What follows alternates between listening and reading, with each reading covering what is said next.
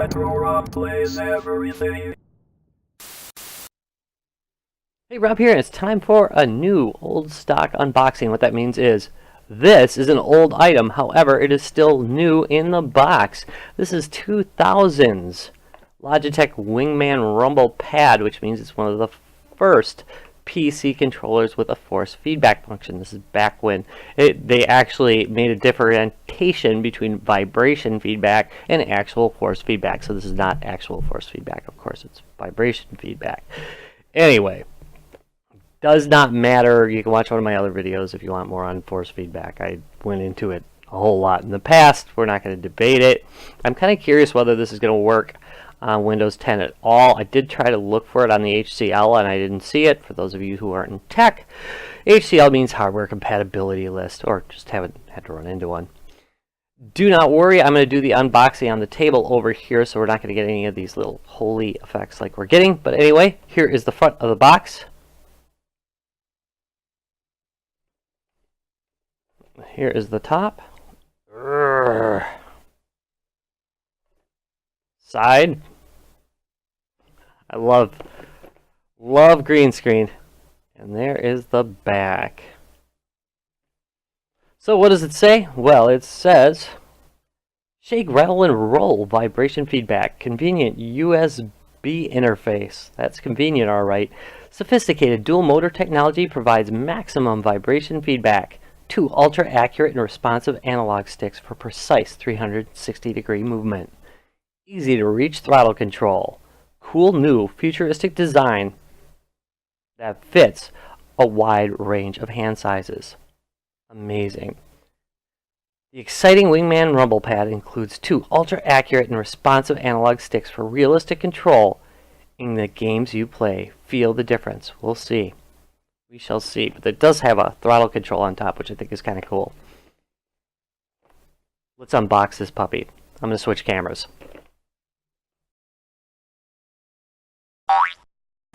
Alright, so I have pre-opened the box because it was darn near impossible to get this tape off after holding on for like nearly 20 years.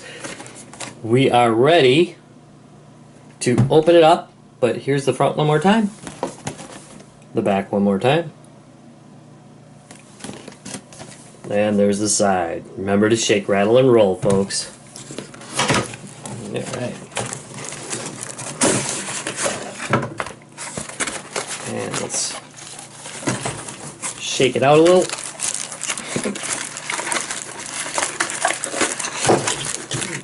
This is kind of a... Oh, there we go. Gotta be smarter than the box.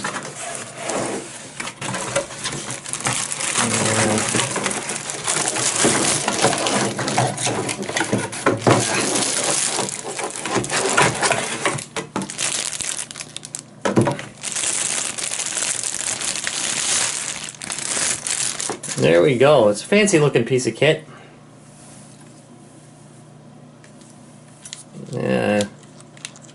These have a really long throw. They're kind of more akin to a PlayStation controller than anything else. It has 2 shoulder buttons, not 4 shoulder buttons as are customary today, although it does have 2 extra buttons right here. So you got 1, 2, 3, 4, 5, 6. The buttons, they feel good, but they're very stiff. They're really stiff by today's standards, and they feel kind of small. The pads are kind of floaty. I mean, they feel okay. They're not bad. The D-pad is, yeah, it's okay. Not bad. These guys are okay. They're all very solid plastic. They're not like rubberized in any way. I'd imagine these would cause calluses eventually if you beat on them. Also, if you look at the top right here, there is this guy. That's a throttle, which is kind of cool. It makes this controller kind of cool. Weight-wise, about the weight of an Xbox 360 controller. Build quality feels really good. It's got nice plastics. Yeah, almost. You hear that little bit, but I'm really twisting it. It has almost no creak at all. It's actually really well built. It feels OEM. And of course, USB adapter at the end with a nice little protective cover. And finally, we've got a quick start guide and a CD that appears to be in there. Very nice. Yeah, nothing to say. It's showing you how to install the software. Not that I think Windows 10 is going to need it. Alright, well, let's plug this baby in and try playing something.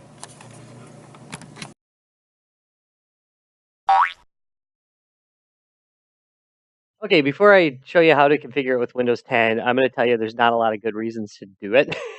But I'm going to show you how to do it anyway in case you really want to get your gamepad working with Windows 10.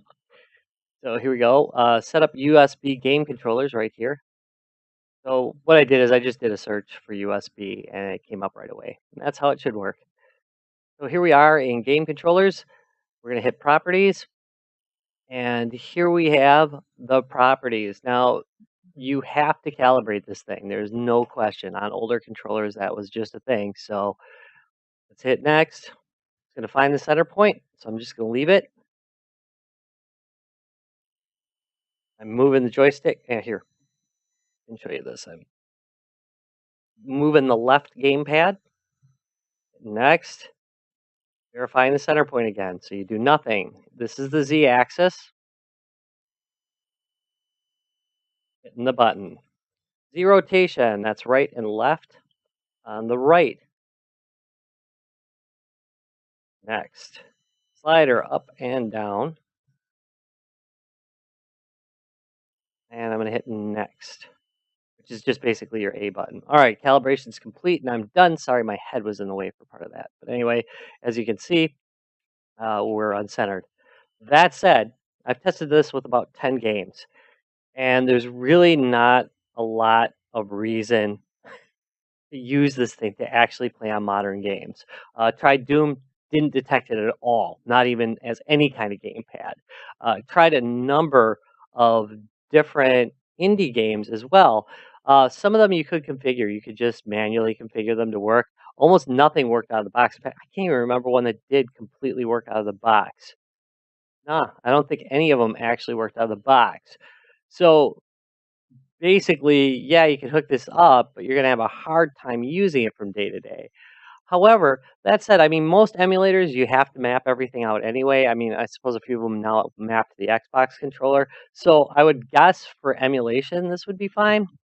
But the reality is that you can't really go home. This lacks things like press down buttons underneath the stick. So you can't use it for modern warfare or any kind of shooting game that requires you to do like slides, ducks, things like that, because you're going to have to hit up here or somewhere else. You're going to have to remap those controls.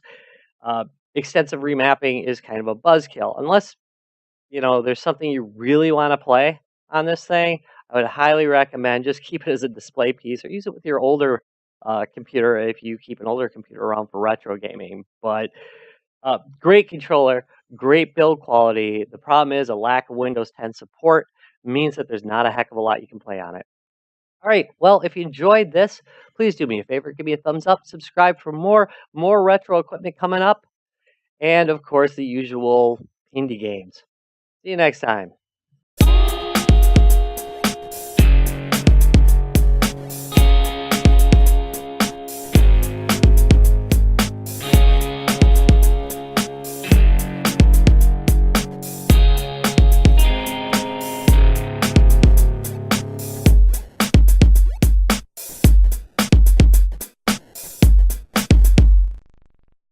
Retro Rob's gaming videos.